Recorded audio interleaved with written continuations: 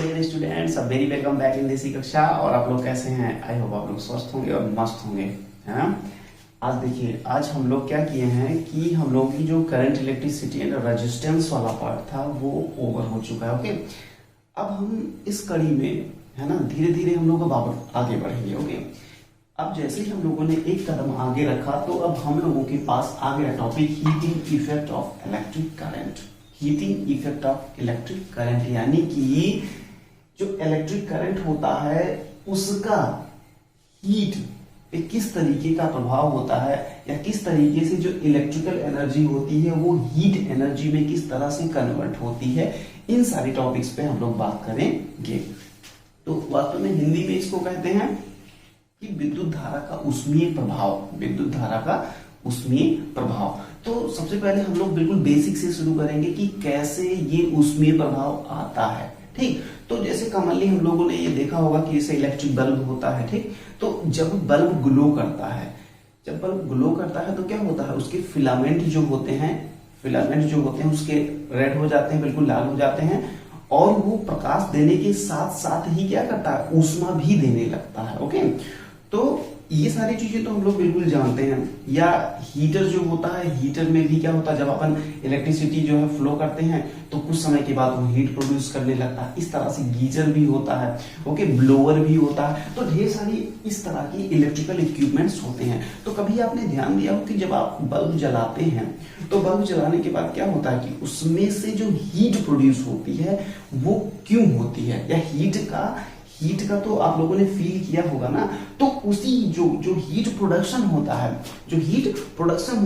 उसी heat production को ही यहाँ पे क्या होता है, एक्चुअल में यहाँ पे इलेक्ट्रिकल एनर्जी जो है वो हीट एनर्जी में कन्वर्ट हो जाती है। ओके, यहाँ पे क्या होता है, इलेक्ट्रिकल एनर्जी जो होती है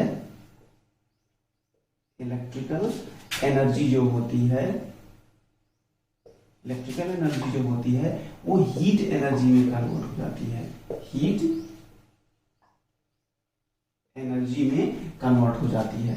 तो केवल इसी फिनोमिना की वजह से, because the here electrical energy is going to convert in the heat energy, तो इसीलिए होता है विद्युत धारा का जो ऊष्मीय प्रभाव होता है, जो हीटिंग इफेक्ट होता है, वो इसी वजह से आता है। तो बोलोगे भैया ऐसा होता क्यों है कि इसमें हीट कहां से आने लगती है। मान लीजिए हमने लाइट तो माने करंट तो फ्लो कराया, दोनों टर्मिनल पे पोटेंशियल डिफरेंस तो लगाया, लेकिन वास्तव में ये हीट कहां से आ गई। ठीक है, तो जैसे बल्ब ग्लो किया तो चूंकि वो करंट की वजह से ग्लो किया, वो तो ठीक है, लेकिन अब उसमें से हीट कहां से आ गई। तो सुनो, इसके लिए एक छोटा सा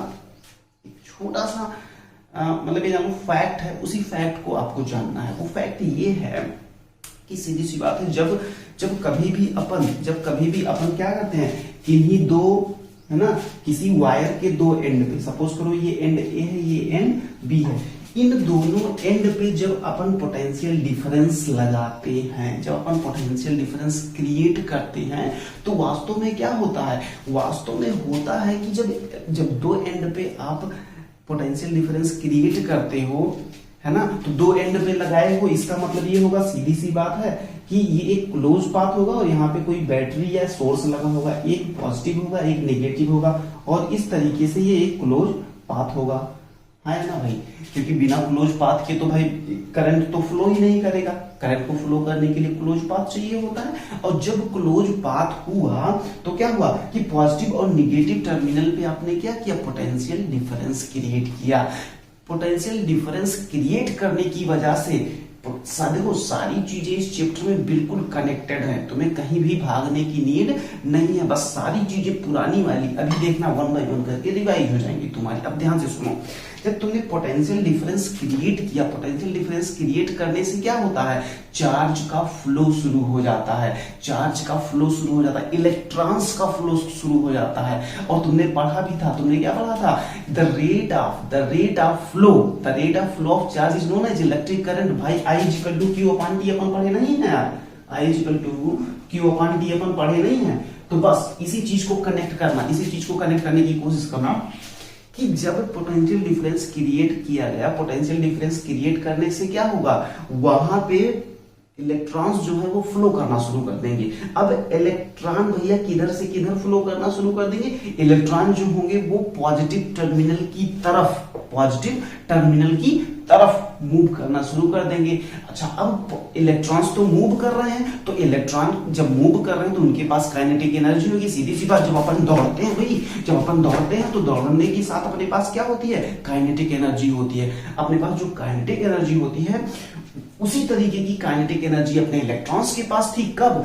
जब पोटेंशियल डिफरेंस क्रिएट किया गया। अब पोटेंशियल डिफरेंस जब क्रिएट किया गया और इलेक्ट्रॉन दौड़ना शुरू किए पॉजिटिव टर्मिनल की तरफ, उसी बीच क्या हुआ? उसी बीच क्या हुआ? कुछ जो मैटर होता है, जो तुम्हारा वायर था उसमें कुछ फ्री आयंस पाए जाते हैं। ठीक, उन फ्री आयन से जब अपने इलेक्ट्रॉन्स टकराए, तो उन्होंने क्या किया भाई? सीधी सी बात है, जब अपन किसी चीज से टकरा जाते हैं तो क्या करते हैं? अपनी एनर्जी को क्या करते हैं? ट्रांसफर कर देते हैं, उसको दे देते हैं। तो वही काम यहाँ हुआ। जब इलेक्ट्रॉन्स जो है तुम्हारे आयन से टकराए, तो टकराने के बाद उन्होंने अपनी काइनेटिक एनर्जी को उन आयंस को दे दिया। ओके, अब उनको जब दे दिया तो क्या हुआ? उनमें वाइब्रेशन स्टार्ट हो गया।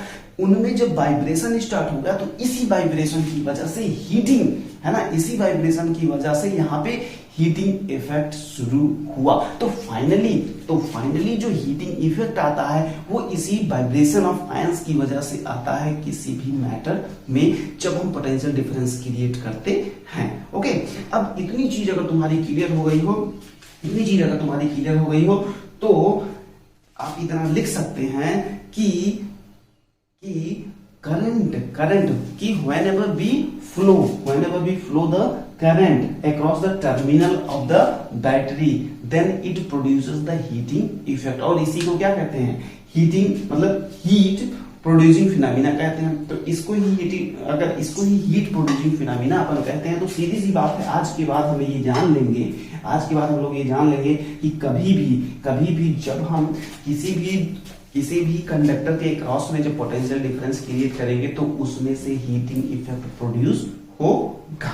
ओके, ये तो रही बात कि हीट आती कहां से है। लेकिन अब हम लोग क्या करेंगे कि थोड़ा सा और आगे बढ़ेंगे और इसको फार्मूले का एक फॉर्म देने की कोशिश करेंगे। तो चलो देखते हैं हम लोग कि इसको हम लोग एक फार्मूले का फॉर्म कैसे दे पाएंगे।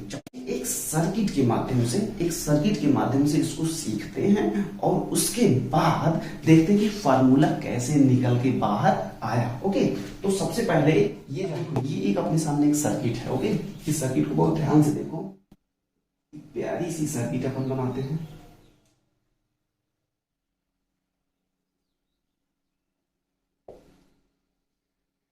ये सारे सिंबल्स आप पहचान रहे होंगे क्योंकि इन सारी चीजों के बारे में अपन बात कर चुके हैं। ये एक वोल्टमीटर लगाते हैं जो कि रजिस्टर के पैरेलल में लगा हुआ है। ओके, और उसके बाद यहाँ पे एक हम सेल लगाते हैं, प्लस माइनस जिसका टर्मिनल है। यहाँ पे एक कुंजी लगाते हैं, के जिसे बोलते हैं, स्विच बोल सकते हैं उसको। और यहाँ पे अपन क्या करते हैं? एक एमीटर लगा देते हैं। ओके, अब देखो ये हमारा रजिस्टर है, ये यहां से करंट आ रहा है, ओके, ये टर्मिनल अपना ए है और ये बी है। ओके, ये एक अपनी एक कंप्लीट सर्किट है और ये जो करंट आ रहा है वो इस पॉजिटिव टर्मिनल से आ रहा है और इधर ये आके निगेटिव टर्मिनल पे आएगा। ओके, अब देखो ध्यान से देखो, बहुत ही इत्मीनान से देखो। अगर ये यहां से ये भी वही आएगा, ठीक, ओके। अब ध्यान से देखो, ये टर्मिनल ए है, ये टर्मिनल बी है, ये टर्मिनल ए है और ये टर्मिनल बी है। अब अगर हम आपको ये बोले कि क्या आपको Q is equal to I T clear है कि नहीं? Q is equal to I into T clear है कि नहीं? हाँ भैया बिल्कुल क्लियर है। ये तो हमने पहले चैप्टर में ही सीखा था कि जो चार्ज होता है that is the multiplication of electric current and T. ये कहां से आया था? आई इजिकल, अब यहां से अपन निकाल सकते हैं ना, I equal to Q upon T, I equal to Q upon T, I equal to Q upon T में कोई दिक्कत नहीं है। ओके, अब देखो जब हम पोटेंशियल डिफरेंस की डिफिनीशन पे जाते हैं तो हम लोग क्या पाते हैं कि किसी भी चार्ज को इनफाइनाइट से किसी पर्टिकुलर पॉइंट तक लाने में किया गया कार्य ही क्या कहलाता है, पोटेंशियल विभव कहलाता है। और पोटेंशियल डिफरेंस जो होता है वो क्या होता है, किसी एक बिंदु से दूसरे बिंदु तक चार्ज को ले जाने में किया गया कार्य, यानी W इजिकल टू हम लोग क्या पढ़े हैं, Q इंटू V पढ़े हैं। ओके, W इक्वल टू क्या पढ़े हम लोग, W equal to Q into V पढ़े हैं। ये कहां से आया है, ये अगर इसको अपन मान लेते हैं, ये इक्वेशन नंबर 1 है और इक्वेशन नंबर 2 मान लेते हैं। ओम साहब ने क्या बताया था हमें, ओम साहब ने बताया था कि V प्रोपोर्शनल टू I और V इक्वल टू IR बताया था हमसे, V इक्वल टू IR बताया था। अगर आप चाहिए तो इसको आप दे दीजिए इक्वेशन नंबर 3। इन सारे तीनों फार्मूले को, ठीक है ना, अब इन सारे तीनों फार्मूलों को फ्रॉम 1, 2 and 3, अब यहां से अपन क्या कर सकते हैं, W इक्वल टू, यहां से वर्क डन अगर हमें निकालना हो तो I इंटू टी। अब देखो Q की स्थान पे हम लोग IT अगर रख दें, I और T रख दें और V के स्थान पे IR रख दें, ध्यान से देखना, अगर यहां पे से देखो इसी को और यहां से W इक्वल टू लिख दो, Q के स्थान पे प्लेस कर दो I इंटू टी और V को प्लेस कर दो IR से, I इंटू R से। ओके, I इंटू R से, तो फाइनली हमें क्या मिला, I स्क्वायर RT और ये हो गया work done, I square RT ये क्या है, वर्क डन है। और वर्क डन किसमें होता है, जूल में होता है। जूल में होता है। अब यही जो वर्क डन जो है, ये अगर वर्क डन यहां पे हो रहा है तो ये जूल में आ रहा है, यानी कि यहां पे हमने क्या किया, यहां पे हमने ये देखा कि इलेक्ट्रिकल एनर्जी जो है वो किसमें, वर्क डन में कन्वर्ट हो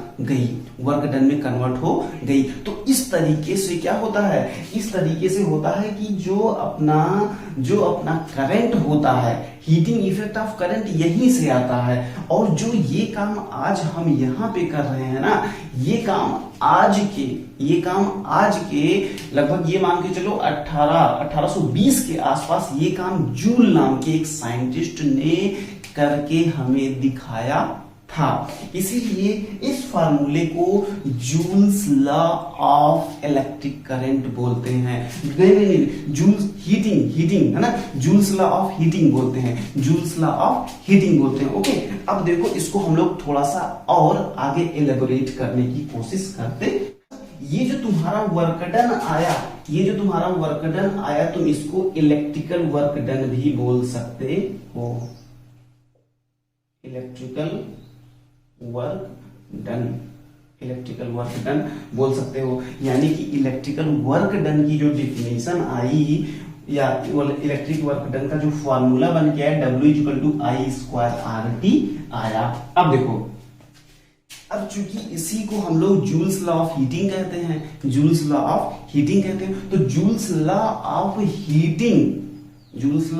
हीटिंग जो डिफाइन करा जूल साहब ने, वो किस तरीके से करा उसको जरा हम लोग देख लेते हैं। तो उन्होंने कहा कि अगर आपके पास कोई प्योर रेजिस्टिव सर्किट है, प्योर रेजिस्टिव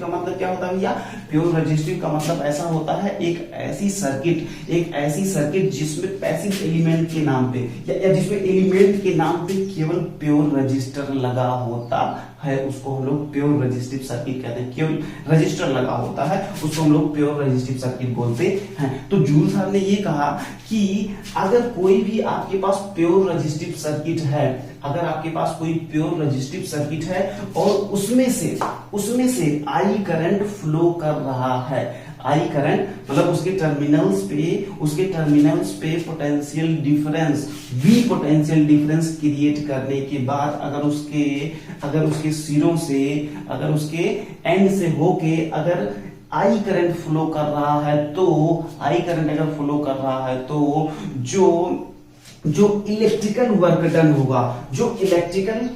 डन होगा वो डायरेक्टली प्रोपोर्शनल होगा आई स्क्वायर के, वो डायरेक्टली प्रोपोर्शनल होगा आर के, और वो work done directly proportional to होगा उसमें लगे हुए टाइम के, ठीक है ना। तो फाइनली इन्होंने ये बताया, उन्होंने ये प्रोपोर्शनैलिटी कांस्टेंट है ना, इस प्रोपोर्शनैलिटी को बताते हुए उन्होंने ये बताया कि W is equal to I square R T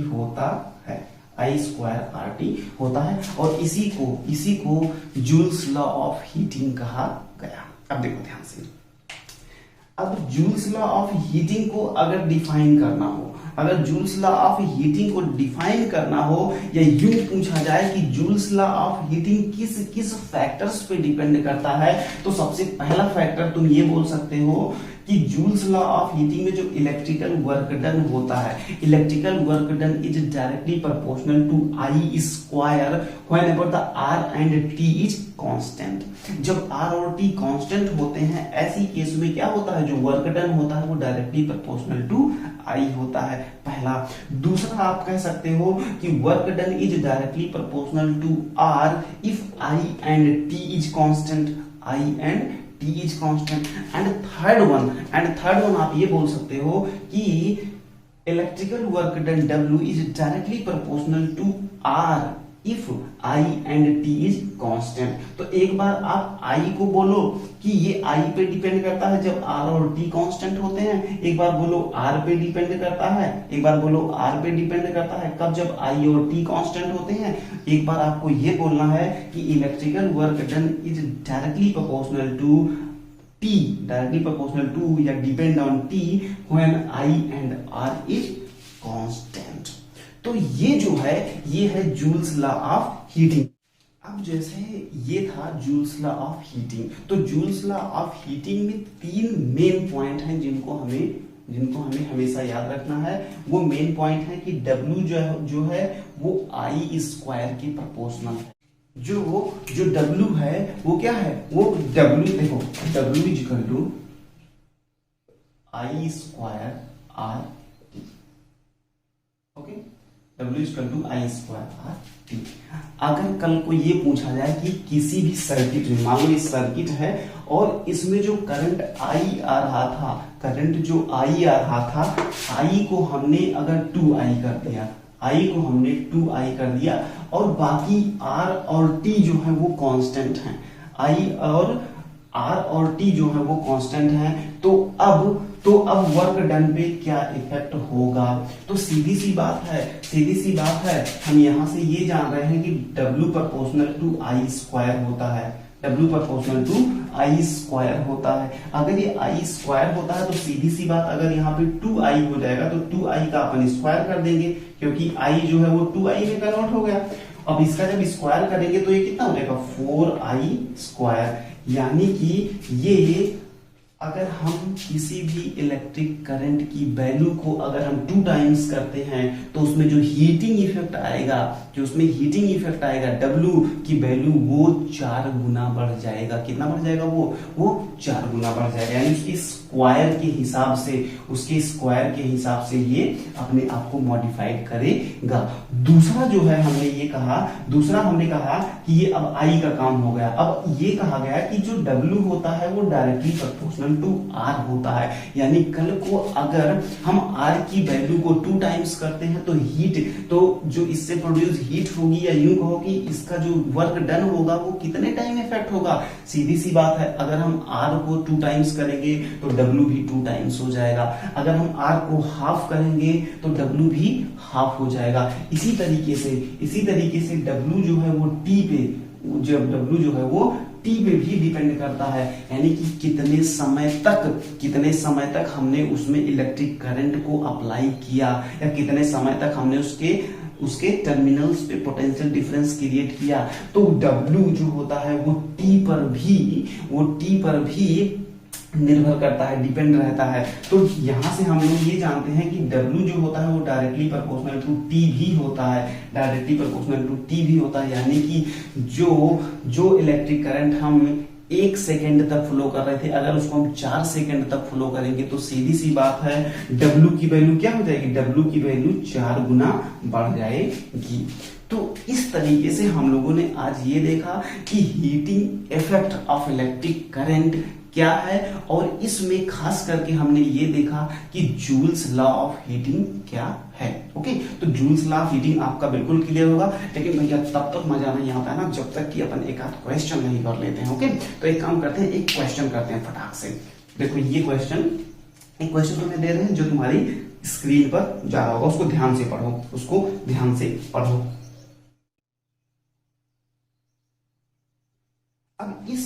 अब देखो ध्यान से अगर इसको पढ़ोगे तो ये क्या कह रहा है, ये कह रहा है कि कंप्यूट द हीट